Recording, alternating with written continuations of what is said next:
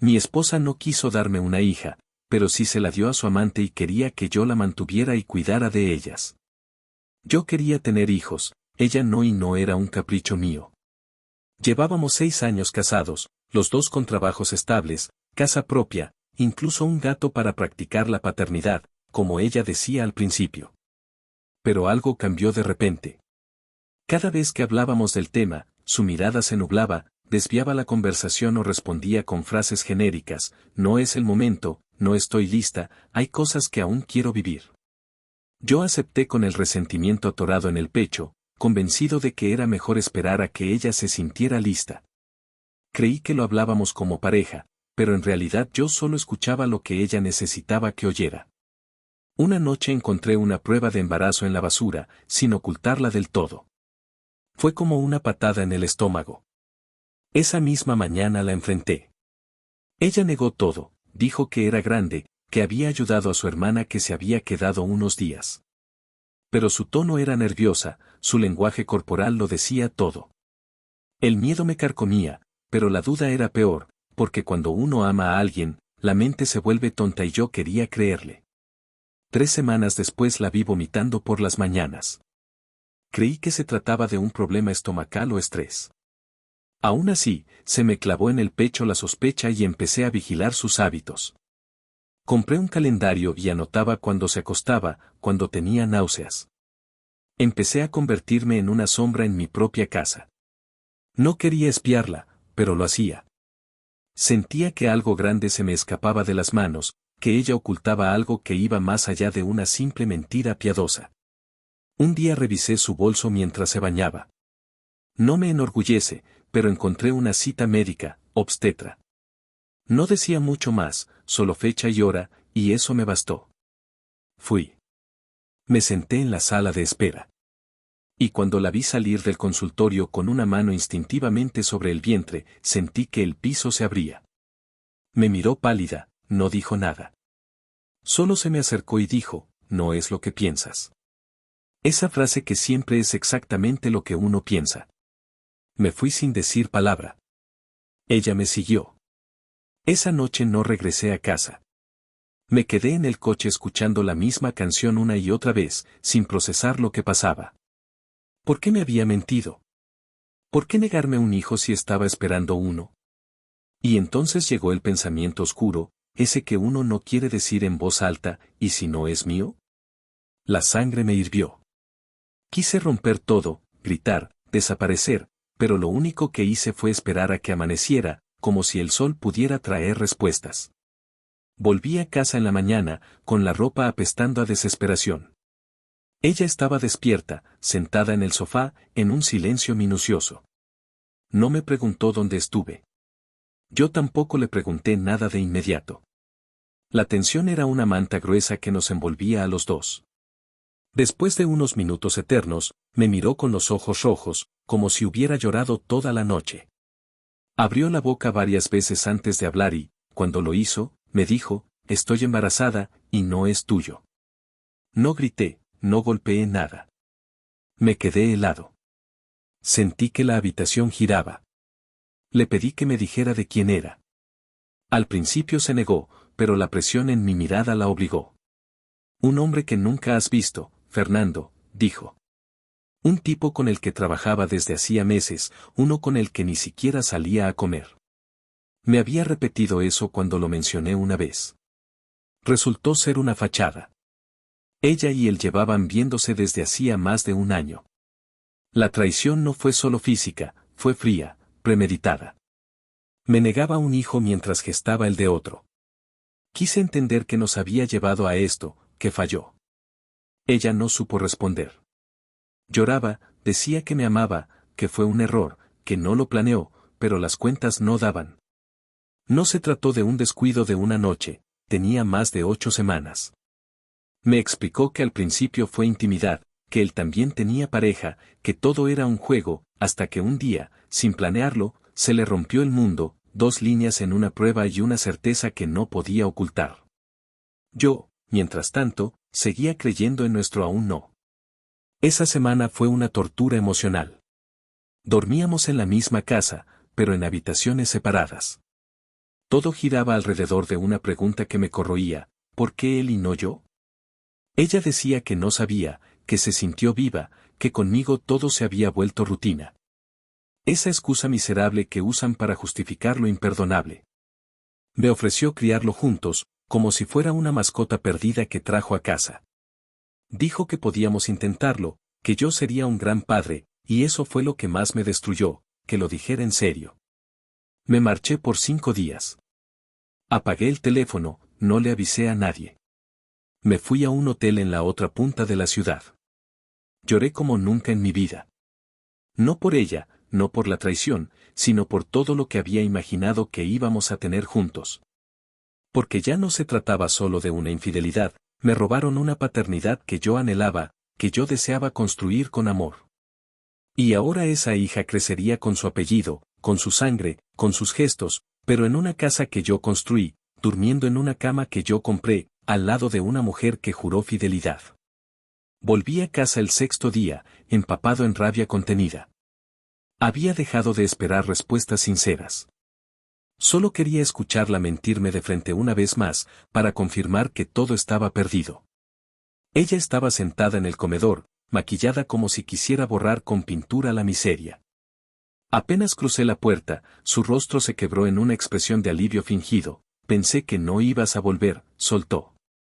Yo me senté sin saludar, sin mirarla, y le dije con voz fría: háblame de Raúl. Todo. No hizo falta repetirlo. Me confesó que él se había desentendido, que apenas supo del embarazo se volvió distante, frío, que dejó de responderle mensajes. El último fue un: no puedo con esto, haz lo que tengas que hacer, pero yo no voy a estar. Dijo que intentó llamarlo, que incluso fue a buscarlo a su trabajo, y él había pedido el traslado a otro lugar. Huyó así, sin más. Ella lloraba mientras hablaba, pero algo en su rostro no era tristeza, era cálculo, como si cada lágrima estuviera colocada con precisión para activar mi compasión. Fue entonces cuando entendí que se estaba quedando sola, y que yo era su única carta. Empezó el juego más oscuro que he vivido. Me dijo que todo había sido un error, que se había dejado llevar, que lo de Raúl fue una escapatoria tonta, que desde que supo que él no quería a la niña había pensado en mí. Que yo era el único que podía criar a esa bebé con amor, que aunque no llevara mi sangre podía ser mía. Lo dijo con una ternura venenosa, acariciándose el vientre como si fuera una actriz ensayando un papel. Me propuso empezar de nuevo, que lo intentáramos, que nos fuéramos de viaje, que podíamos criar a esa niña como si nada hubiera pasado. Me hablaba de cunas, de nombres, de un futuro que ella misma había dinamitado. La perversión no estaba en sus palabras, sino en el descaro con el que las decía. Me vendía una familia que no existía. Me pedía que adoptara su traición como proyecto de vida, que transformara mi dolor en ternura. Y lo peor es que no lo decía desde la desesperación, sino desde la manipulación más fina. Sabía cómo me dolía no ser padre. Sabía que era mi punto débil, y lo usaba. Esa niña podría tener tu apellido. Podría ser su padre desde el primer día. Nadie tiene que saber. Esa noche no dormí. Me quedé en el sofá mirando al techo, repasando cada palabra, cada gesto. Entendí que no era amor lo que me pedía. Quería que le resolviera el desastre, que fuera su red de seguridad, su salvación, no por mí, no porque me amara, sino porque el otro ya no estaba. Por primera vez desde que empezó todo sentí verdadero odio. Un odio denso, hecho de decepción y orgullo pisoteado. Porque la hija que tanto soñé no era mía, y aún así ella quería que la criara como si lo fuera, con una sonrisa que escondía la peor de las humillaciones. Al día siguiente me senté frente a ella con una decisión firme: no iba a criar una hija que era la prueba viviente de su traición. Le dije con claridad que no podía hacerlo, que no quería, que no era justo. Ella se quedó muda. Ni lágrimas, ni súplicas esta vez.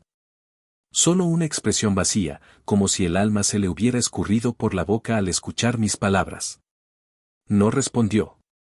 Se levantó despacio, fue a la habitación y cerró la puerta. No hubo gritos, no hubo discusión, pero el silencio fue peor que cualquier pelea. Ese silencio era un abismo entre nosotros, imposible de llenar. Durante las semanas siguientes convivimos como dos desconocidos atrapados en el mismo lugar. Ella seguía su embarazo sola, hablaba por teléfono con su madre, se iba a controles médicos sin decirme nada. Yo no preguntaba. Pero algo en ella cambió, ya no me buscaba con excusas ni con lágrimas. Empezó a mostrarse fuerte, como si quisiera probar que podía sola. Un día dejó caer su comentario en voz alta mientras fregaba los platos: hay hombres que sí saben perdonar. Me reí por dentro. Esa frase no era más que una provocación, un dardo disfrazado de reflexión. El ambiente se volvió irrespirable. Cada gesto, cada mirada, cada objeto compartido era una grieta más. Ella empezó a dejar ropa de bebé a la vista, todo puesto estratégicamente para removerme por dentro. En el refrigerador pegó una ecografía con un imán, como si quisiera forzar una reacción. Pero yo no mordía el anzuelo. Me mantenía en silencio, observando su teatro. Sabía que no era una madre ilusionada, era una actriz interpretando la culpa y el abandono. Su objetivo no era criar a la niña con amor, era obligarme a cargar una cruz que no era mía. Una noche, cansado de la tensión, le dije que se fuera, que vendiéramos la casa o que yo me largaba, pero que no podíamos seguir así. Y ahí mostró su verdadero rostro. Se puso de pie con los ojos encendidos y la voz dura: no me voy a ir. Esta casa también es mía, y tú vas a ver a esta niña crecer, quieras o no. Porque te guste o no, tú eres lo más parecido a un padre que va a tener. Esa frase me partió el alma. No por la niña. Por mí. Porque había pasado de ser su marido a ser una figura funcional, una especie de castigo por haberla amado demasiado. Me di cuenta entonces, no me pedía redención. Me exigía condena. A partir de ahí ya no hubo máscaras. Ella empezó a usar al embarazo como arma.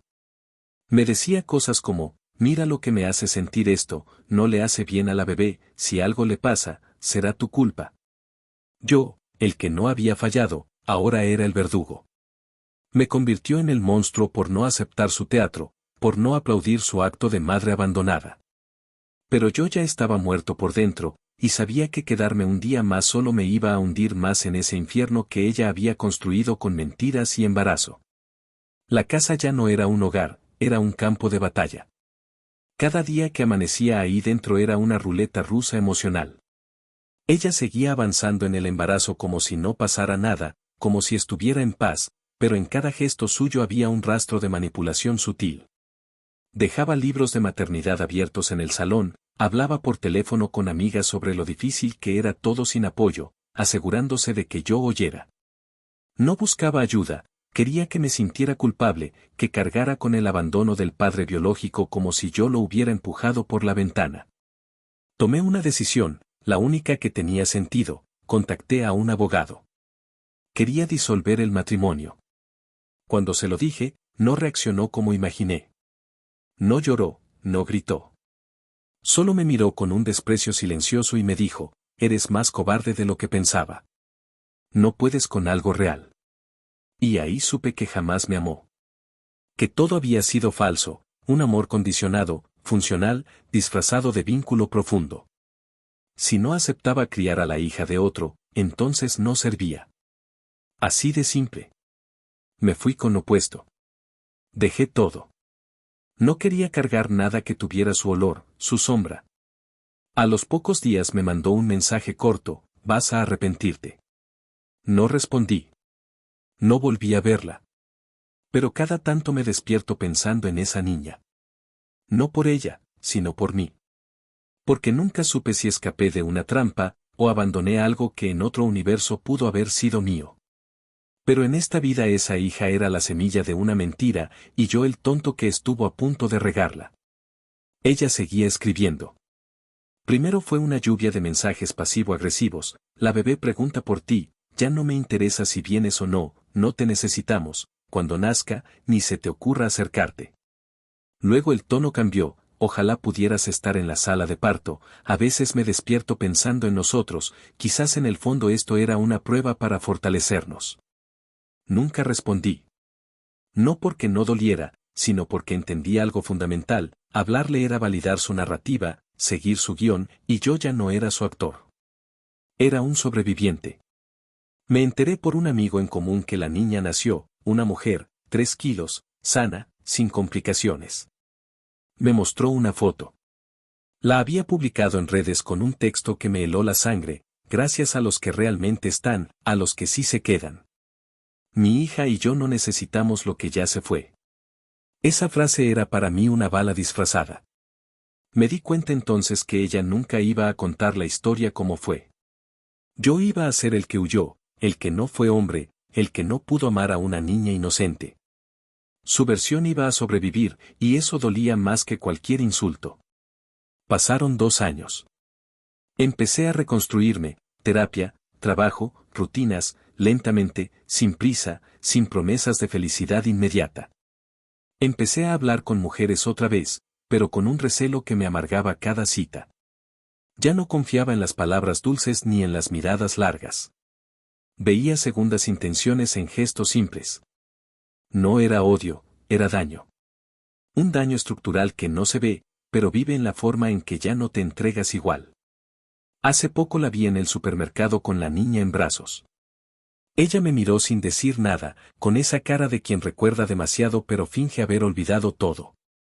La niña tenía ojos oscuros, piel clara, risa fácil. Me miró un segundo, nada más. Un segundo. No sentí ternura, no sentí rabia. Sentí vacío, como si me devolvieran un recuerdo que ya no me pertenece. Y en ese instante entendí que la verdadera traición no fue la infidelidad. Fue haberme hecho soñar con algo que ella misma saboteó.